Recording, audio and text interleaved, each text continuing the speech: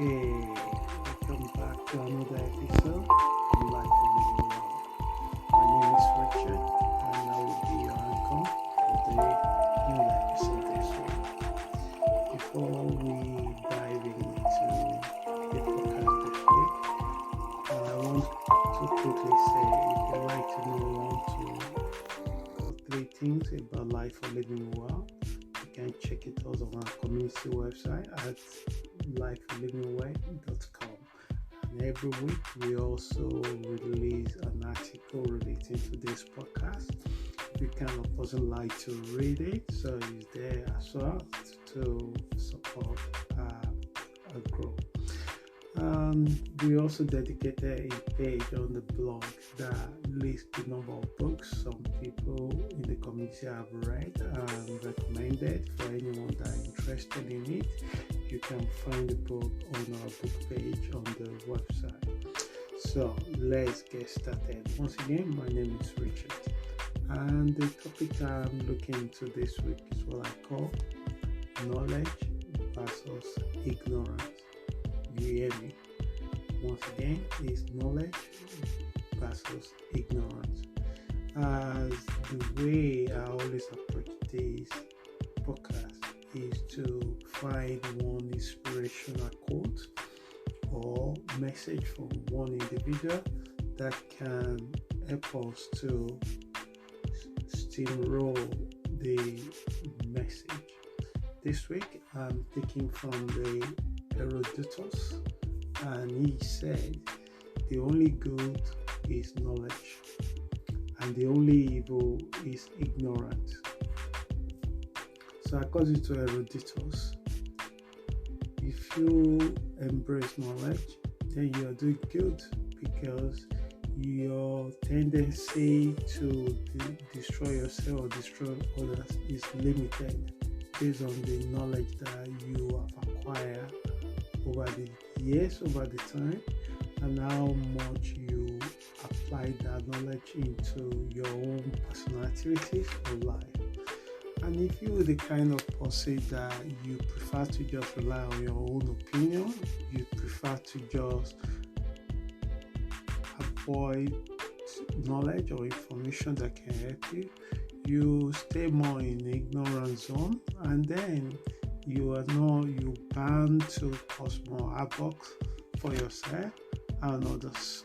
So that's why I come to the conclusion that the only good thing is knowledge and the only evil is ignorance. So in the world, we tend to see things in good and bad. If you watch the film, there's always a protagonist and there's always a one that will protect and survive the others. So let's dive into it now.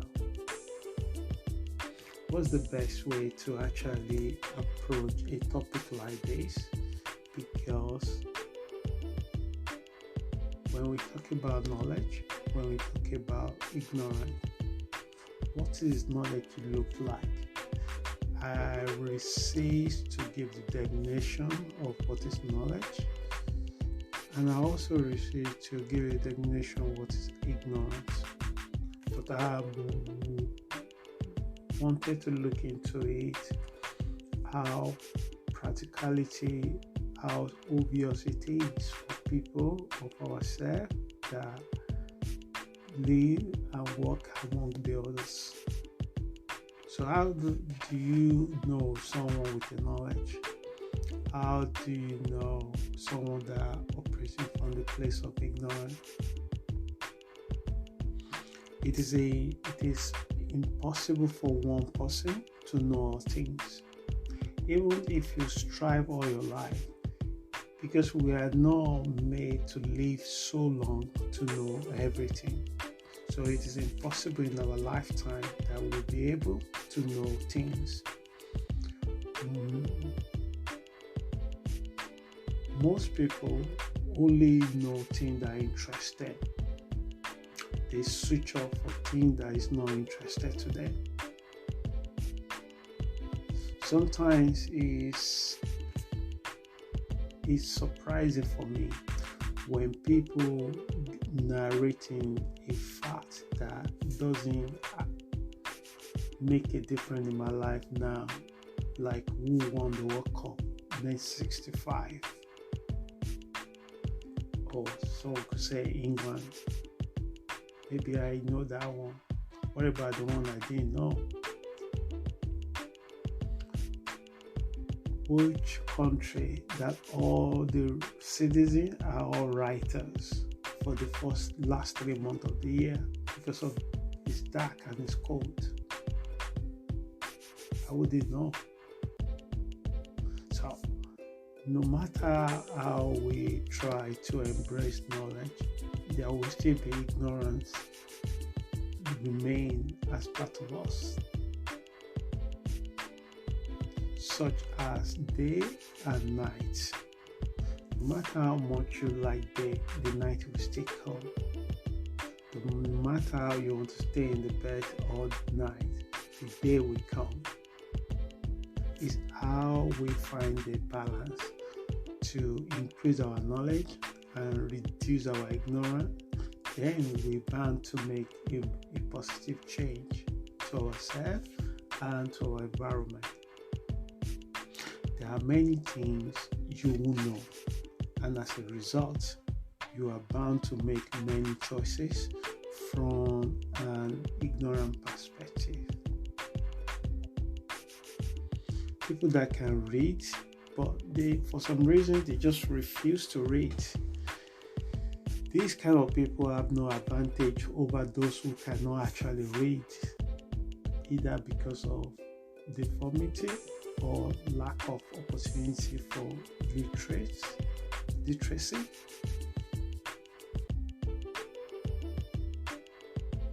Our ignorance so vast. Just imagine in the area of relationship, imagine the area of economy, technology, education. We think we do, but the results show that we don't. The result don't lie. But that also takes it to a bigger thing. Consider a society where they embrace philosophy to shaping their policy, using social engineering to develop their environment, using the science knowledge to improve their medicine. What did we see? They become far more better society to live in compared to those who rejected it, those who are attached to past, those who are attached to fallacy, those who are attached to opinion, not fact. This kind of society creates more mysteries. They buy into lies, they live in lies, they walk in lies, and they remain more in a mystery zone.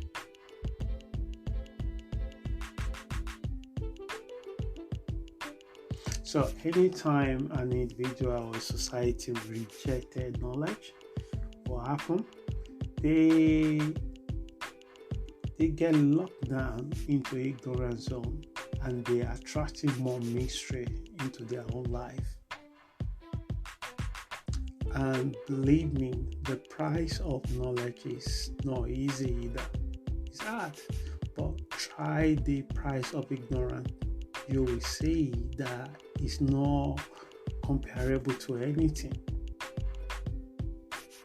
If you know that you are traveling on the road and the journey is just going to take you 10 kilometers and your car only have a fuel for 2 kilometers, and you decided that you don't want to know one way or the other the car will get there, you will soon find out when you get to 2 kilometers that the car will refuse to go again.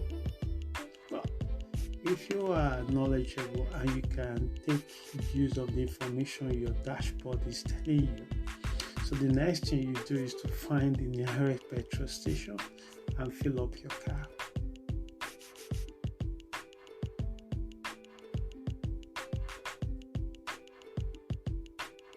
some people think just can just work. How many people are taught about money? And still, many people know how to make money, but they struggle how to keep it. They really even more struggle how to increase it. They cannot just look into it. Because of the poor management of money, some people end up with a lot of physical illnesses, depression, anxiety, because of worry of constant debt.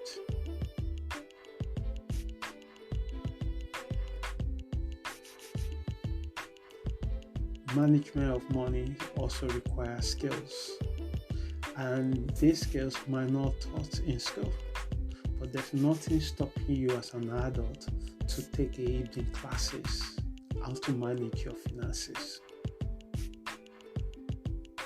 It's part of well-being, it's part of self-loving.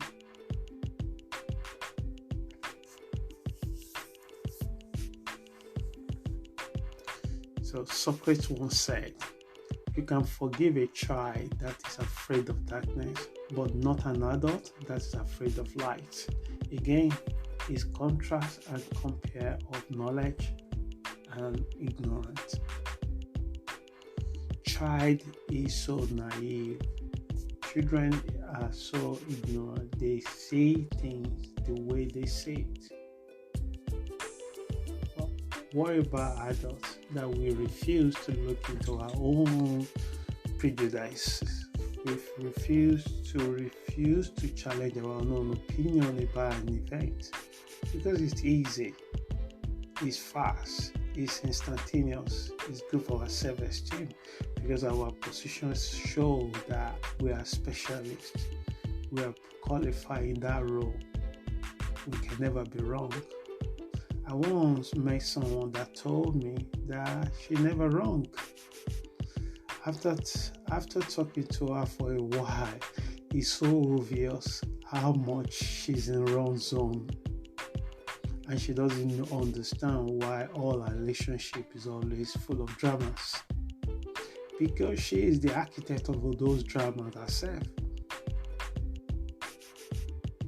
And you take a knowledge, self-knowledge is the basic one that if you don't get it right, it will be very, very difficult to stretch outside.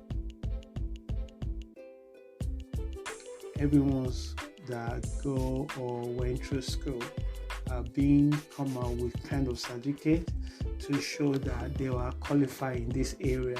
You wanted to know how many accountants that they are also poor in managing money. They taught them how to balance budgeting, bookkeeping, business account, but they still don't know how to manage their own personal finances.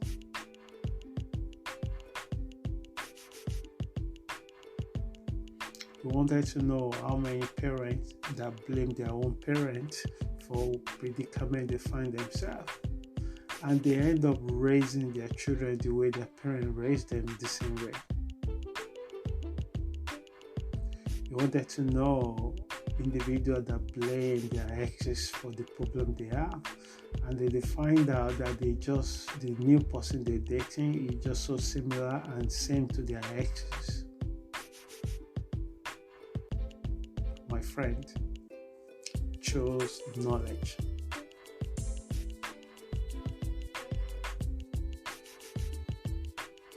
So you'll be surprised at the length people go to suppress the truth before it burns them where it hurts. For some reason, people find it difficult to confront the truth, and it's not easy. I'm not saying it is easy. It is not.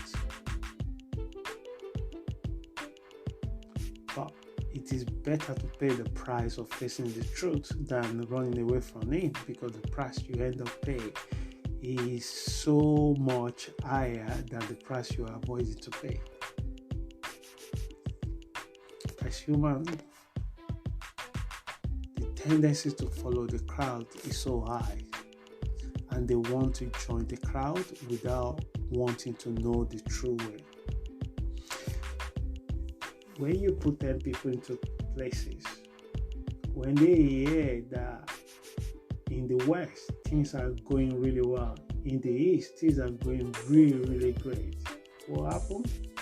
Everybody just mass movement to the East without really asking themselves, what did they have to offer in the East? What did the East will benefit offer them back? Can they do better in the South? They don't do that because only few people go to the South. They want to move to the East because everybody do it. That is the nature of human being.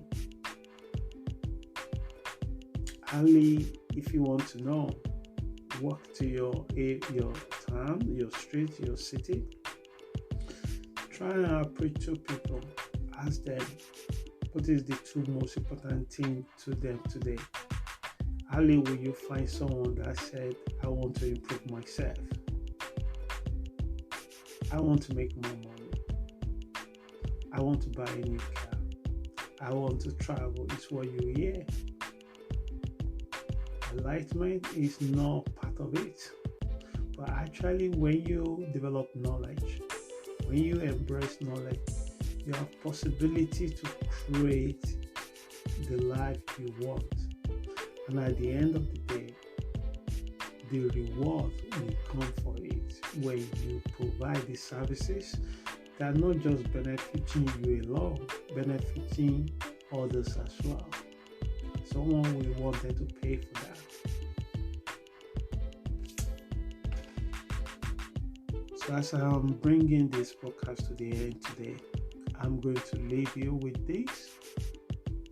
Unforgivingly, we all think we should know about relationship, finances, emotion, parenting, civil responsibility, businesses, and so on.